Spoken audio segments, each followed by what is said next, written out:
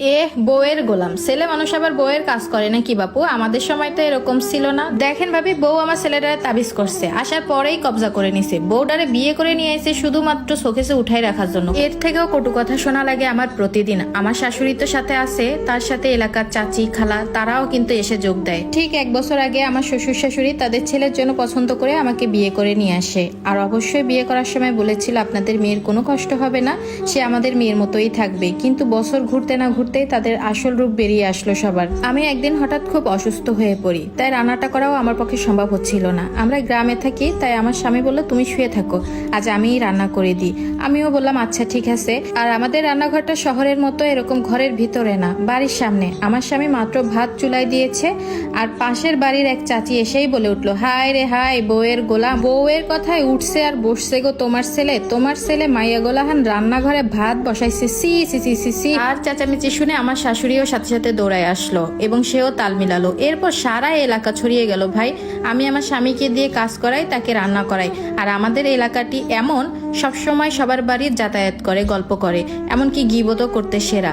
কার বাড়িতে কি হয় সেটা সবাই জানে। আর যে কোনো ঘটনা তিলরে তাল বানাতে তারা সেরা। আর যদি কারো একজনের ঘটনা শুনতে পারে তাহলে ওই একজন থেকে পুরা এলাকা ছড়িয়ে পড়ে। মাঝে মাঝে এই সমাজকে আমার প্রশ্ন করতে ইচ্ছে করে, আচ্ছা একটা মেয়েকে বিয়ে করার পর কি শুধু তার কাজ রান্নাঘরে?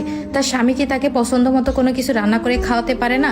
নাকি খাওয়ালেই সে স্ত্রীর গোলাম হয়ে যায়? শহরে এমন হয় কিনা জানি না, তবে গ্রামে যদি কোনো স্বামী তার বউকে একটু সাহায্য করে, বউয়ের যত্ন নেয়, বউয়ের সেবা করে, তাহলে সেই বউ খুব খারাপ, কারণ সেই বউ তার স্বামীকে দিয়ে কাজ করাচ্ছে। আচ্ছা মাঝে মাঝে আমার মনে হয় আমি আমার শ্বশুরবাড়ির লোকজনকে বিয়ে করেছি নাকি আমার স্বামীকে বিয়ে করেছি। অবশ্যই আমার দায়িত্ব শ্বশুরবাড়ির সবার খেয়াল রাখা, তা আমি করব, কিন্তু এরপরও স্বামীর উপর আমার কোনো অধিকার নাই। আমি আমার স্বামীর যত্ন করলে তার মা দেখলে আমাকে বলে মার থেকে মাসির দরদ বেশি। মানে এটা কোনো কথা হলো? যদি এর বিপরীতে আমি কোনো কথা বলতে চাই তাহলে সারা এলাকা রটিয়ে পড়বে যে ওই যে বাড়ির বউ ভালো না, মুখে মুখে তর্ক করে, শাশুড়ির সাথে এক চুলায় খেতে চায় না। আমার স্বামী অসুস্থ হলে যদি আমি কিছু তাকে বানিয়ে খাওয়াই বা তাকে যদি একটু বেশি সেবা যত্ন করি, আমার শাশুড়ি কেমন যেন হিংসা হয়। অনেকের এখন কথাটা শুনে মনে হতে পারে যে আপনি আপনার স্বামীকে সেবা করবেন, তাতে শাশুড়ির কি? গ্রামের দিকে যে কত কিছু শুনতে হয় তা যদি আপনারা জানতেন। না আমি আমার স্বামীর কোনো যত্ন করতে পারি, না স্বামী আমাকে কোনো একটু ভালোবাসতে পারে, একটু যত্ন করতে পারে। আপু জানেন না, মাঝে মাঝে যদি আমার কিছু খাবার খেতে মন চায়, আমি যদি আমার স্বামীকে আনতে বলি তাহলে পাশ থেকেই বলে উঠবে, ন্যাকামির আর কোনো শেষ নাই, যত সব ন্যাকামি আমার এই ঘরেই চলে। আপু প্রথম যে খাবারগুলো আমি আমার স্বামীকে দিয়ে আনাতাম, আমি নিজেই বলতাম যে আমার হাতে আগে দিবা, আমার সবাইকে ভাগ করে দিবে। কিন্তু শাশুড়ির হাতে দেওয়ার পর সেটা সঠিকভাবে ভাগ হতো না।